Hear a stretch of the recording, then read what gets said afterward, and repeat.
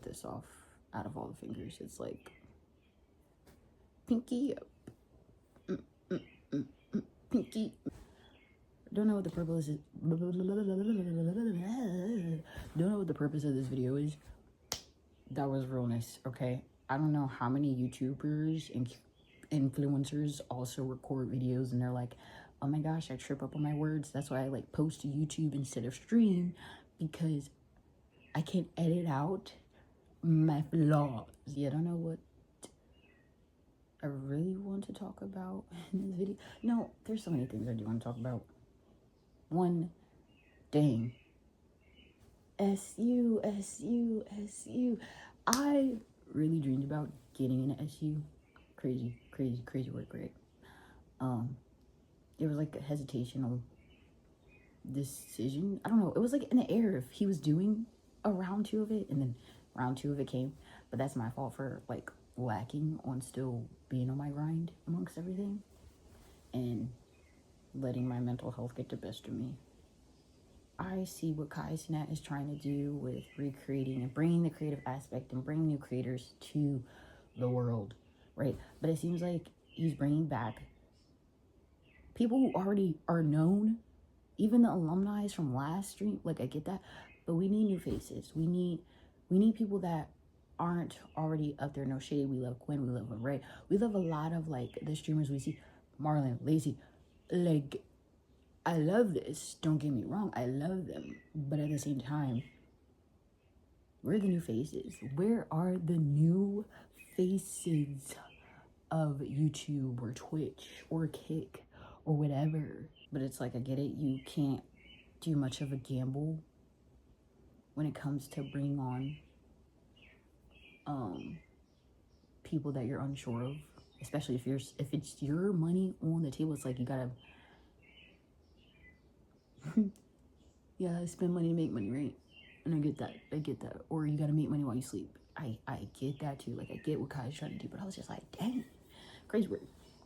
I don't know. I do see some people that I'm like, oh, they will be like fire to see in SU, Trinity University 2026, and I'm just like, dang, do y'all think realistically, with the way this world is going, will there be a Streamer University 2027? Because, like, I don't know, man. Sort of looking a little scary. From the spiritual warfare, religious aspect, I ain't gonna hold you. Like, me literally talking on the phone the other night, talking about how I might get canceled if I post about me missing the OG version of Cat Valentine to seeing her perform on tour, and she looks like nothing but like skin and bones.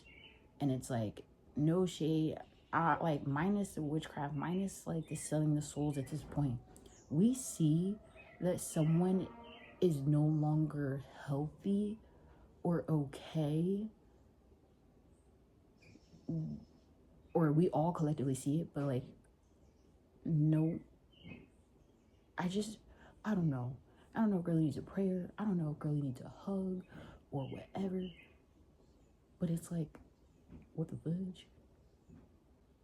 What is life? What is love? What is everything? Everything is nothing without you. Ooh, ooh, ooh, ooh, ooh. What are lies? What is trust? I don't know. I'm really mad at myself because I let my mentality get in the way of my own future sometimes. Where it's like, what do we do in this generation if you go to therapy? Sometimes your therapist, you don't always like, vibe with your therapist. And sometimes, because I've seen friends go through it where they've had to reschedule with different therapists. I've seen people be prescribed medications from therapy that wipe them out majority of the day, but they still have to go to work. And then can we talk about the medications that are given for certain things like anxiety or bipolar depression, or bipolar disorder or depression, anxiety, like, no shade, but like symptoms of weight gain, weight loss, blurred vision, nausea, vomiting, diarrhea, possible death. Like, what? And then you got the other side of the pole where it's like adults and teens and everyone under the sun either resorting to substances as far as like opioids or liquor or marijuana. I don't know if this is gonna get flagged on YouTube or not, but it's so true. Like, but at the same time, is that doing any justice considering you're just temporarily putting a band-aid on? You're going on an elevator, you're going up, up, up, up, up, and you gotta come back down to like boom. This is life that I once avoided, like before I was no longer sober, but now I have to face it again. But it's like it's 10 times worse because you let it drag out before you like stopped and actually took the time to work on it. I'm like, what the heck? I'm sad currently, and I don't want to resort to smoking. I don't want to resort to shrooms. I don't want to resort to psychedelics, any sort, none LSD, nothing, no marijuana. And it's crazy because this person literally has to be, oh my gosh, there's always violence and crime in Gotham. But anyways, this person has literally been nothing but a blessing to me. And I don't want to cry. I already look like Chewbacca from Straight Outta I look like Chewbacca. I can't look like a crying Chewbacca. Anyways, this person has been a blessing to me. A blessing in disguise to me. Amongst how crappy the past couple of years have been for me. And it sucks because you can't put all of that on one person, you know? You really can't. And then it's so sad because I put up walls already, and then when I let them down for 2 seconds, it's like whatever person that I let in does an even more crazier number than the last person before. And I'm like, what the heck? I can't even mad because I really do only have a few select people. No, I have two friends, and they're both in opposite directions of each other, different states from me. And one is married, one is not married. I mean, I'm making friends little by little over here in the state that I am in, but it's like I really don't have a supportive village of friends, or I'm still trying to figure out my family. Everything this person was saying was pretty much valid, and I was just like, dang, ouch, because I can't even be mad. I don't know. It just sucks because I never met someone who motivated me to want to be better and to keep going and to make me realize I can dream again and that the world isn't as dark as it is. And it's like, shoot, it's not rockets. A crying Chewbacca.